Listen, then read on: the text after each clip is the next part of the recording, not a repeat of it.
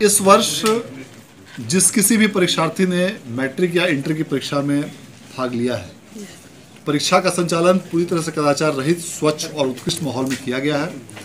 और निश्चित रूप से ऐसी कठिन परीक्षा व्यवस्था से जो भी परीक्षार्थी गुजरे हैं वे सभी बधाई के पात्र हैं, धन्यवाद के पात्र हैं।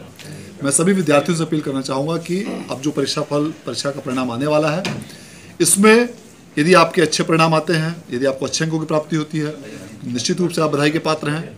यदि किसी कारणवश आपको उतने अच्छे अंक प्राप्त नहीं हो पाते हैं तो भी इसमें निराश नहीं होना है, इसमें धैर्य नहीं खोना है, क्योंकि ज़िंदगी की सफलता के आगे कई सोपान हैं, कई चरण हैं। यदि आप कठिन परिश्रम और मेहनत के साथ यदि आप तैयारी करते हैं तो भविष्य में भी आने वाले प्रतियोगी परीक्षाओं में या अन्य जिस किसी भी करियर को आप चुनेंगे उसमें निश्चित रूप से सफलता आप पे कदम चूमेगी और आपके उन्नत भविष्य के लिए बिहार बोर्ड कामना करता है। और हम सभी लोगों की यह कोशिश रहेगी कि आप लोग बेहतर से बेहतर अंकों के साथ आप उन्नत भविष्य की ओर अग्रसर हों। सर, काफ़ी संख्या में स्टूडेंट का ये है कि अगर उन्होंने कुछ गलतियां कर दी है OMR भरने में या उनका रिजल्ट अगर पेंडिंग हो जाता है तो उनके लिए क्या क्या ऑप्शन होगा?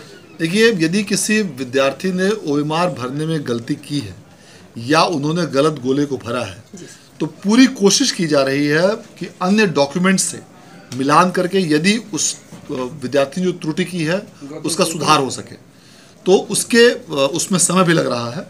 लेकिन यदि किसी विद्यार्थी ने जिस किसी प्रकार की त्रुटि की है उसको अन्य वैकल्पिक दस्तावेजों से मिलान कर सुधार करने की कार्रवाई की जा रही है।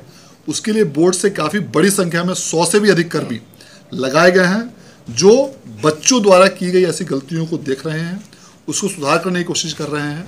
और यह कोशिश की जा रही है कि उनमें से अधिकांश त्रुटियों का सुधार अन्य वैकल्पिक माध्यमों से कर ली जाए ताकि ऐसे बच्चों का रिजल्ट पेंडिंग ना हो पाए। पेंडिंग कम से कम हो, इसके लिए सारी तैयारियां, सारी व्यवस्था की जाए। स्क्रूटनी के लिए तो मौका मिलेगा ना सर? बिल्कुल।